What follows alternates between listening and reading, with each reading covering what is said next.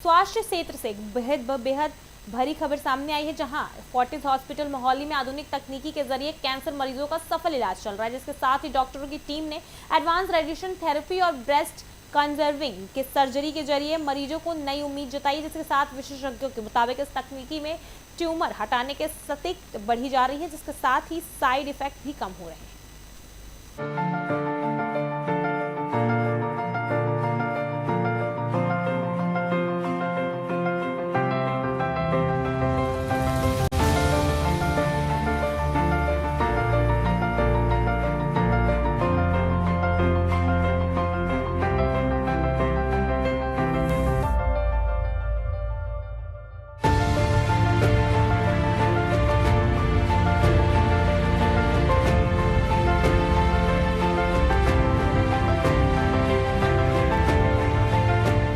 हम उसमें precision radiation की भी उतनी ज़रूरत है जितनी की सर्जरी की, वो उसके लिए डॉक्टर भल्ला आपको बात करेंगे।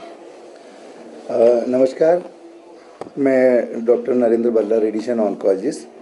तो वैसे तो डिटेल में एडवांसमेंट सर्जरी में जो आई है डॉक्टर नवल ने बता दी है। सबसे पहले तो हम ये सोचते हैं कि आजकल ये ब्रेस्ट कैंसर के सारा ही कैंसर बहुत फैल रहा है, राइट। तो अगर आज से ब्रेस्ट कैंसर की बात करें तो नॉर्मली 40 इयर्स की एज में, 40 के साल की एज में लोगों को चेकअप करना चाहिए, जैसे मैमोग्राम है या अल्ट्रासाउंड है।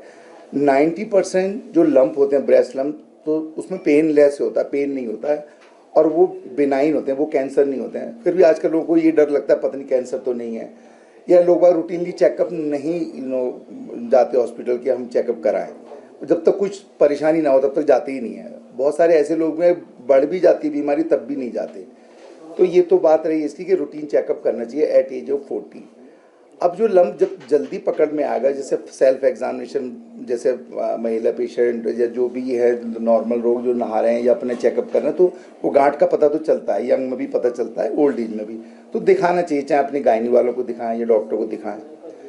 अब जब डायग्नोसिस हो जाती है तो उसका सबसे पहले ऑप्शन होता है कि हम चेकअप कैसे करना है। तो biopsy is the best thing कि बायोप्सी करके चेकअप करना। उससे पहले मैमोग्राम, अल्ट्रासाउंड, ये 3 चीज़ें करनी है।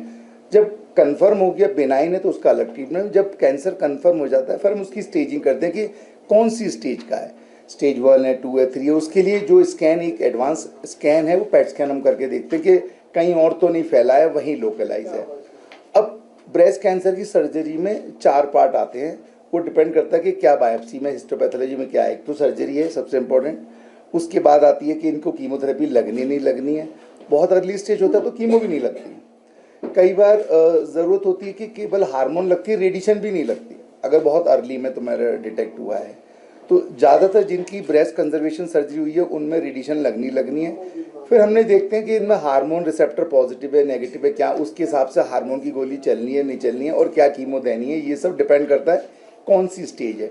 तो फर्स्ट डायग्नोसिस हुआ, फिर इन्वेस्टिगेशन हुआ, स्टेजिंग हुआ, फिर ट्रीटमेंट डिसाइड हुआ क्या करना है। सर्जरी में रोबोटिक सर्जरी आजकल बेस्ट आ गई है। जैसे पहले एंडोस्कोपिक होता था, ओपन सर्जरी होता था, जैसे डॉक्टर नवल ने बताया, आजकल ये सारी प्रिसाइज सर्जरी होती है। और ऑर्गन प्रिजर्वेशन का, कोई भी महिला ये नहीं चाहती कि अपने ब्रेस्ट को पूरा निकाल लें, वो चाहती है सेव करें। तो सेव करने में यह है कि कैंसर निकाला और उसकी जगह ऑन्कोप्लास्टी जैसे कुछ सॉफ्ट टिश्यू या कुछ भी उसमें डालना या इम्प्लांट डालना, तो ब्रेस्ट कंजर्वेशन हो गया। जब रेडिएशन की बात आती है, रेडिएशन के लिए एक मशीन होती है। पहले जो मशीन थी तुम जो देख रहे हो ये वाली, इसमें मैंने एमडी की थी इस 25 साल पहले, 98 की बात कर रहा हूँ मैं। तो ये कोबाल्ट मशीन है। जैसे आप सर कैंसर की, ब्रेस्ट कैंसर की बात करूं तो 4 स्टेजेस होती हैं, स्टेज 1 से लेके स्टेज 4 तक। तो स्टेज 3 तक हम सर्जरी करते हैं, स्टेज 4 में हम सर्जरी यूजुअली अवॉइड करते हैं। तो पहली 3 स्टेजेस में अगर हम 90% ऑफ द पेशेंट्स में हम ब्रेस्ट सेव कर लेते हैं, तो अप टू स्टेज 3 हम डेफिनेटली ब्रेस्ट सेव कर सकते हैं इन 90% ऑफ द पेशेंट। 10% ऐसे हैं जिसमें हम नहीं सेव कर सकते हैं, हमें दोबारा रिकंस्ट्रक्ट करना पड़ता है। सर 4th स्टेज में जब चीज़ें फैल जाती हैं तो उतना एरिया निकालने से कोई हमें एडवांटेज नहीं मिलता।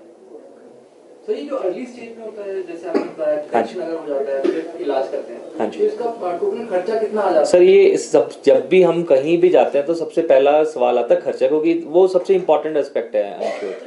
जैसे सर ने बताया कैंसर में भी, जैसे ब्रेस्ट कैंसर है, ब्रेस्ट कैंसर में भी बहुत सारी वैरायटीज़ हैं। मतलब ब्रेस्ट कैंसर एक ब्रॉड टर्म है, उसके अंदर कम से कम 4-5 तरह के कैंसर आते हैं। तो खर्चा डिपेंड करता है कि क्या हम उनकी सर्जरी कर रहे हैं, कीमो दे रहे हैं, रेडिएशन कर रहे हैं, क्या अकेली सर्जरी हो रही है, क्या अकेली कीमो लग रही है, और कीमो में भी कौन सी दवाइयाँ लग रही हैं। तो खर्चा मतलब हर पेशेंट के लिए डिफरेंट डिफरेंट वेरी करता है, तो उसको जनरलाइज करना गलत होगा। बट जो बेसिक कीमोथेरेपी है वो बहुत ज़्यादा महंगी नहीं है, 1-1.5 लाख रुपए में कवर हो जाती है।